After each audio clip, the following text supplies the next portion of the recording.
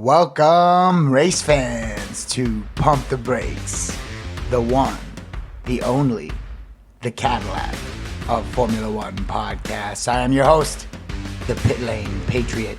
The 2026 Chinese Grand Prix is in the books, and this was the weekend where the new era started getting real. Mercedes looked like the class of the field. Kimi Antonelli became a full-blown headline. Ferrari gave us life. McLaren had a complete disaster. Red Bull looked miserable, and Cadillac gave us one of those weekends that was messy, frustrating, but was honestly pretty revealing in a good way.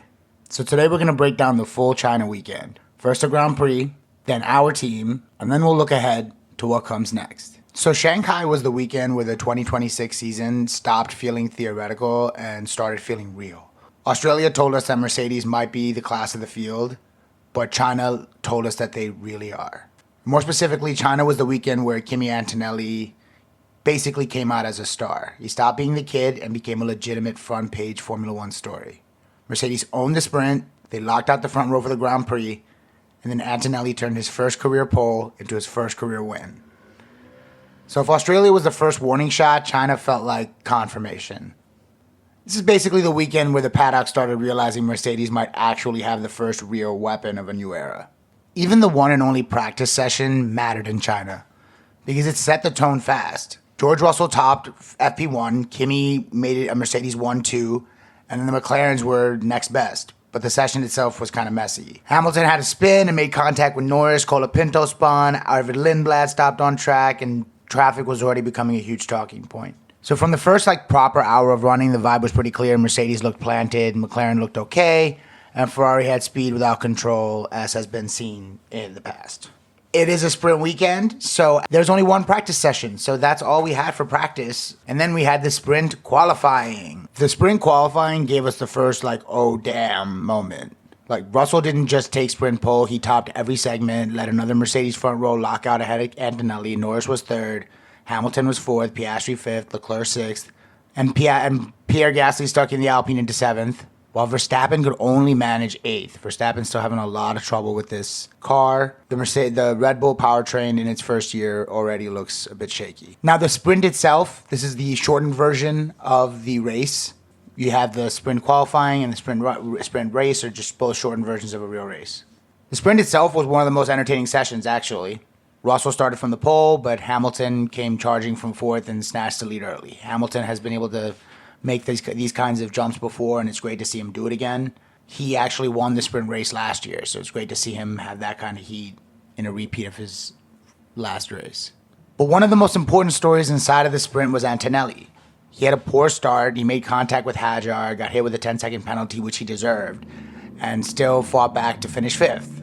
Up front, Russell was gaining control, he had a late safety car, and the field was pretty backed up, so Russell had it up top. And on the restart, Leclerc's wheel spin at turn 14 helped Russell create the gap he needed. He won the sprint, Leclerc finished second, Hamilton third, and Mercedes another statement result in the bag. Now so even though Antonelli's sprint was messy, he actually had a pretty good sprint. He was able to make a mistake and then bounce back all the way up to fifth, which even without a mistake, that would have been a pretty good place for him to finish.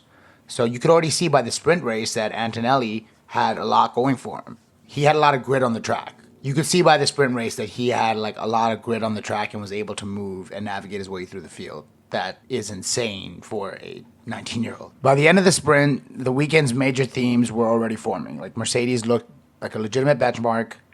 Ferrari looked close enough to be nuanced and maybe more than that. And McLaren looked solid but limited. Now Red Bull still, again, don't look good. They're working with a brand new powertrain that they made in-house with Ford.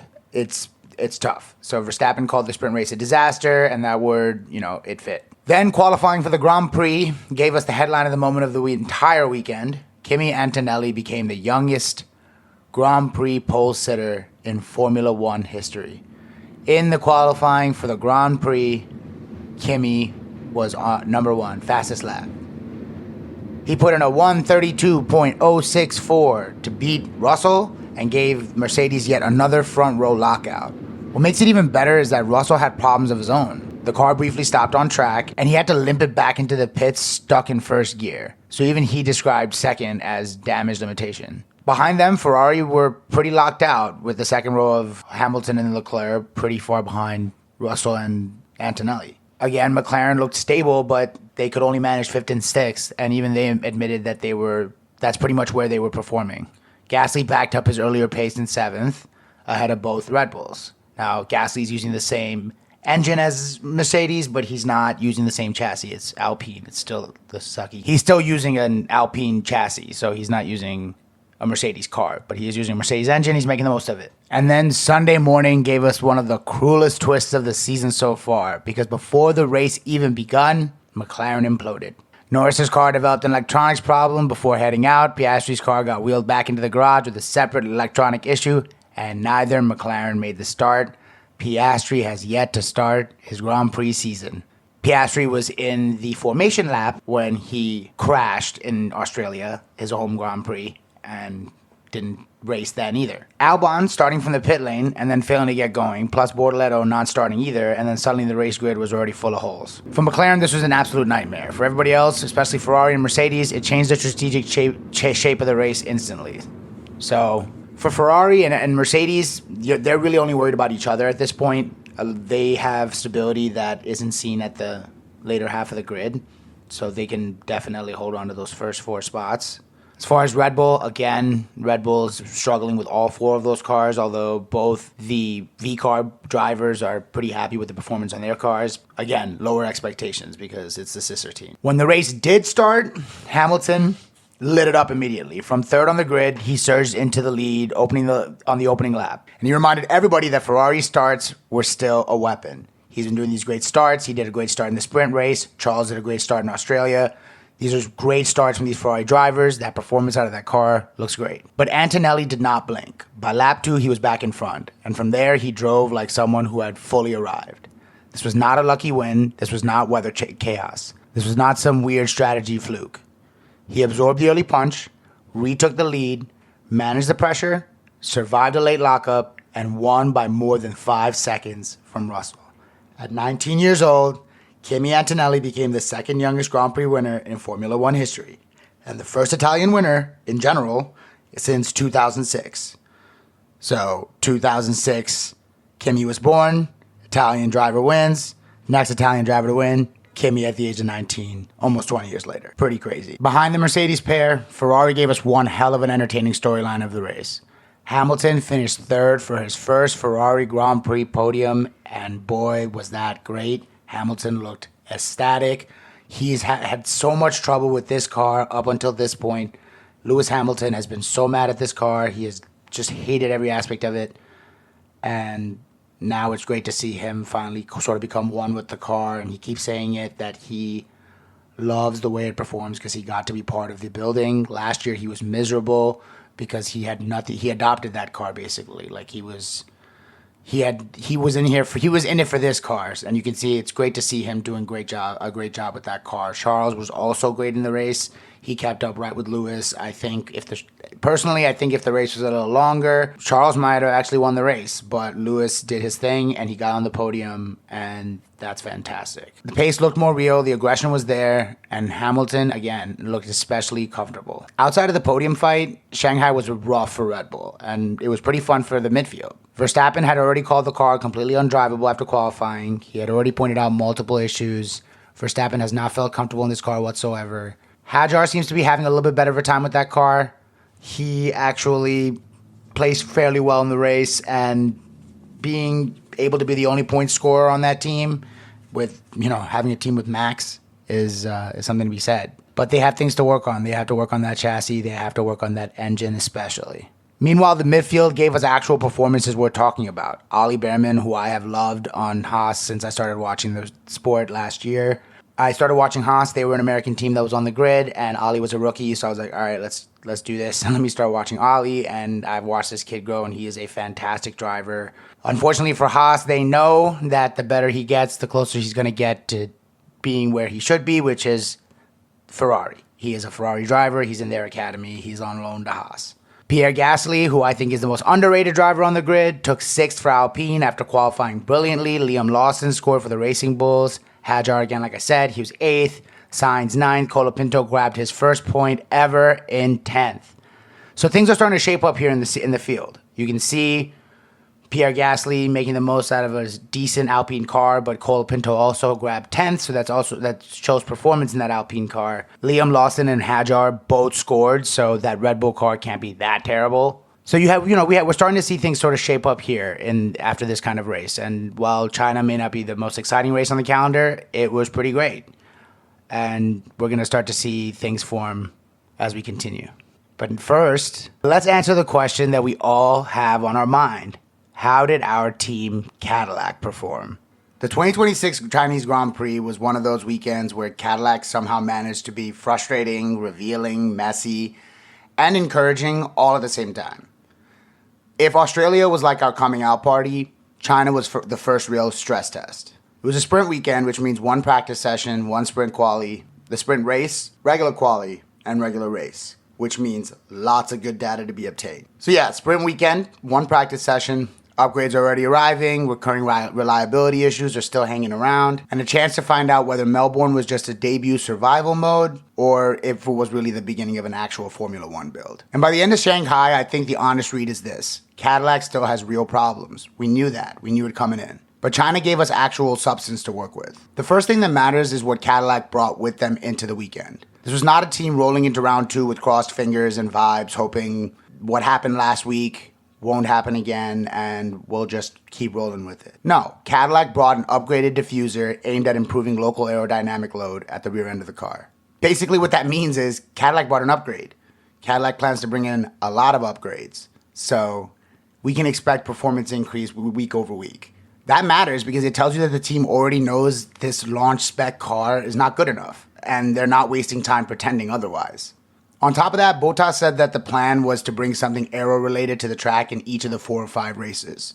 So this kind of aerodynamic upgrade that you're seeing, they're going to be bringing this to every single race. Cadillac's going to be very aggressive with their upgrades every race from here till at least the summer. So we can expect improvement. So from the jump, China was not just a race weekend. It was part of an aggressive early development campaign. And that's clear with these types of upgrades that they're bringing. And I actually think that context is everything because Bottas was very clear about what the real limitation is right now. He basically said that the Ferrari power unit is not the issue, that Ferrari's competitive. Haas is showing life with the same supplier. The thing is, Cadillac can mirror Ferrari's deployment if they want. See, Haas is doing it. Ferrari themselves are doing it. They're doing really well. So in Bottas's view, and in the best outside reporting on the car, the main limitation is Cadillac's own package. It's the aero side. Now, this is a good and a bad thing. It means our problems are on our side, but it also means it's a problem that we can control. Each time this car gets back onto the track, that's more data that it's developing. That's more aerodynamic efficiency that the team can chase. And Cadillac themselves know that they can use this reliable Ferrari power unit and build around it for the next 2 to 3 years and really get the aerodynamic side of this car down. So again, these upgrades, the upgrades that they're bringing to every single race is really, really encouraging. So with that in mind, Friday was harsh, okay? The sprint weekends can be cruel to new teams. You get one practice session. So if something goes wrong and you're bleeding, there's track time right away. In that sole FP1 session, Bottas ended up 19th and Perez was 22nd after limited running. I mean, positions in a practice don't really matter, but that's what happened. They didn't look very good. Perez only managed about 13 laps after spending the latter part of the session in the garage.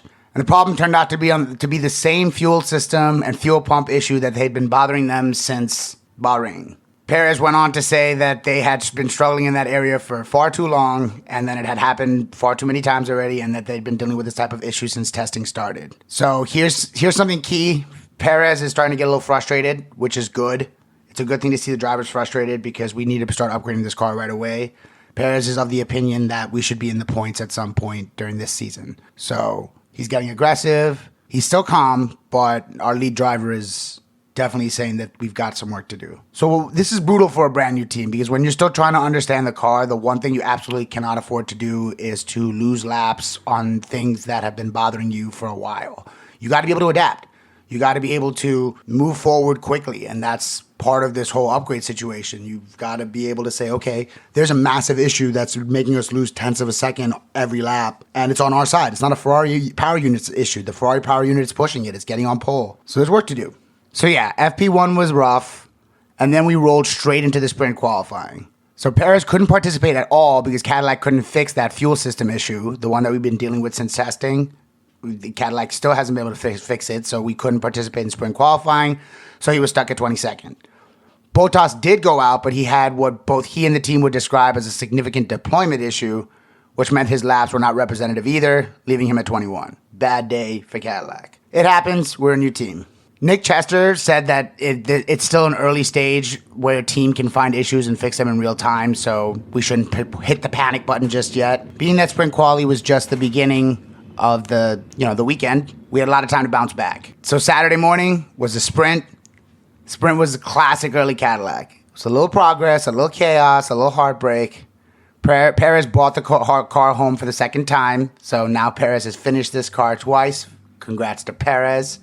Although he only came in 19th, so we still have a lot of issues. Perez's race was far from clean, though. He got a penalty for a safety car infringement, and then he lost bodywork on the final lap in an incident that the Formula One's official weekend roundup said was not caused by contact, meaning Cadillac still has more mystery on their car. Things are falling off, and it wasn't caused by contact. So, again, work to do. Valtteri Bottas, meanwhile, showed stronger pace, but he retired on lap 12. So now we have the Australia GP and the sprint race where Bottas's car has been retired. This is concerning. If the car can't finish the race, how can we expect it to succeed? If you want to finish first you must finish. Moving right along, we get to the meat and bones of our Grand Prix weekend in Shanghai. The Grand Prix qualifying on Saturday was actually one of the more important parts of the whole weekend for me. Bottas called it his first clean qualifying session of the season. And now that is super exciting to me because Valtteri Bottas is one of the best qualifiers you'll ever see. Even during his days with Lewis Hamilton, he was ripping it. There were many times that Valtteri Bottas found himself on pole with Lewis in second.